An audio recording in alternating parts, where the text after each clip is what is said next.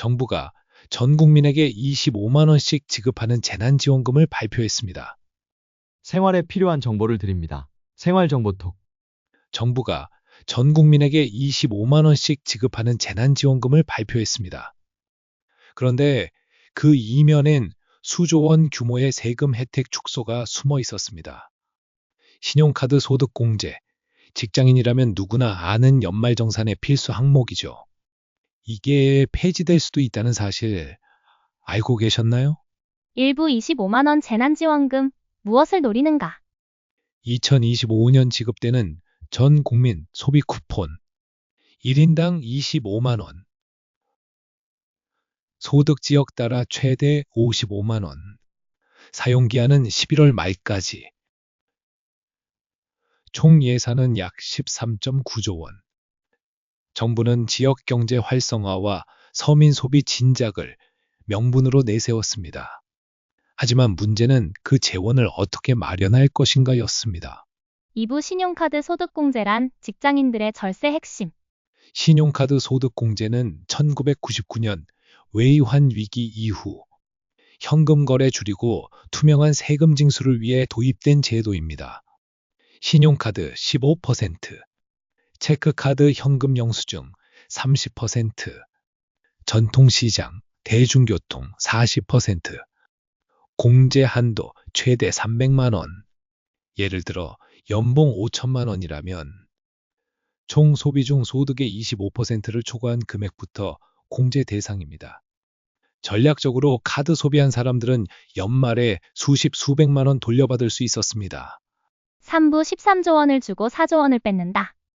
기획재정부 발표에 따르면 신용카드 등 사용금액 소득 공제는 2025년 기준 4조 3천억 원 규모 조세 지출 4위 항목입니다.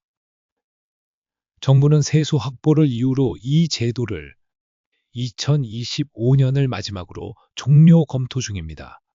그 말은 곧 13조 원 나눠주고 4조 원은 연말정산에서 다시 걷겠다는 뜻입니다.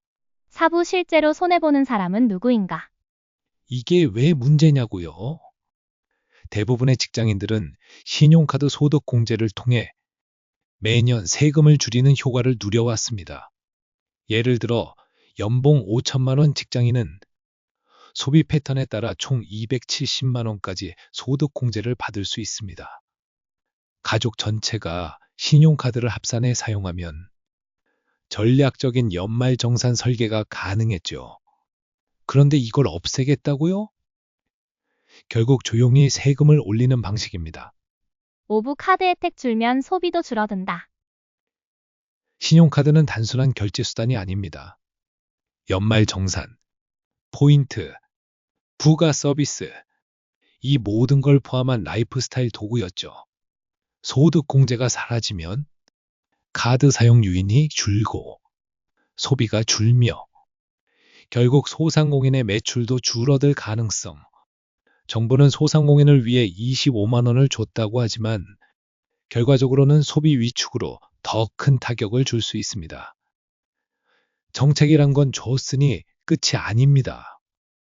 이번 재난지원금은 분명 반가운 소식입니다. 하지만 동시에 가려진 세금 폭탄이 있다는 사실도 꼭 기억해야 합니다.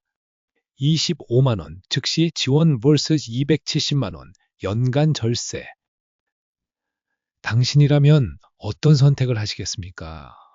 영상이 도움되셨다면 구독과 좋아요 부탁드립니다. 생활에 필요한 정보를 드립니다. 생활정보톡.